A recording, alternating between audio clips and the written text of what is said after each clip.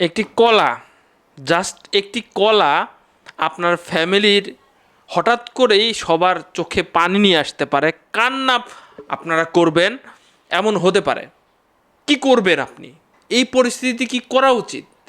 পটুয়াখালীতে যে ঘটনা ঘটেছে, বাবা থাকে বাহিরে, এখনো পর্যন্ত বুঝে উঠতে পারে নাই, এখনো পর্যন্ত বুঝে উঠতে পারতেছে না আসলে কি করা উচিত। একটি শিশু 3 বছর বয়স, তার বোনের সাথে বসে কলা খাবে, বোনও কলা খাবে, তার ভাই, এখানে খুবই নোট করার বিষয় হচ্ছে একমাত্র ভাই, তাদের বোন বেশি, একটা মাত্র ভাই হয়েছে, কলা খাচ্ছিল দুজন, হঠাৎ করেই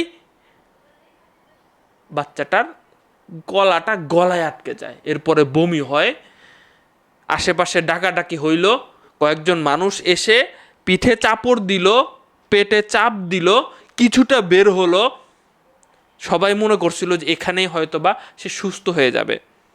খুব দ্রুত হাসপাতালে মোটর সাইকেলে করে হাসপাতালে নিয়ে গেছে। হাসপাতালে যাওয়ার পরে সেখানে জোরে একটা নিঃশ্বাস নিল, জোরে নিঃশ্বাস নিল, আর কথাবার্তা নড়াচড়া নাই। ডাক্তার দেখতেছে, রিপোর্ট করালো, সর্বোচ্চ চেষ্টা করলো, শেষ রক্ষা হলো না। কি বলবেন? কলা খাওয়া বাদ দিয়ে দিব? কলা তো খুবই মানে পুষ্টিকর একটা খাবার। ছোট বাচ্চাদের তো মানে কলা একটুখানি বয়স হলে কলা খাইতে বলে। কলা খুব ভালো মিষ্টি খাইতে পারে। ছোট, বেশি ছোট থাকতে আপনি একটু গলায় তারপরে খাওয়ান হয়তো।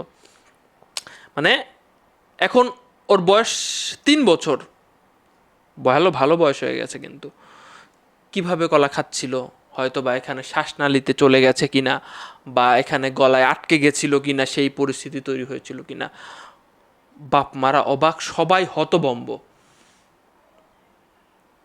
পরিবারের একমাত্র ছেলে,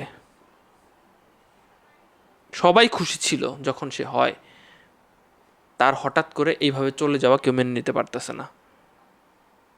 এলাকাবাসী, প্রচুর মানুষ জড়ো হয়েছে, দ্রুত হাসপাতালেও নেওয়া হয়েছে। এখন সময় ফুরিয়ে গেছে, সেটা তো আছেই, আমাদেরও একটু সচেতন হতে হবে। একটু সচেতন হয়ে আমরা ভিডিওটি শেয়ার করবেন, সবাই যাতে একটু এই যে কলা খাওয়ানোর ব্যাপারে বা যে কোনো জিনিস খাওয়ানোর ব্যাপারে একটু সচেতন থাকে নিজের সন্তানদেরকে। ভালো থাকবেন।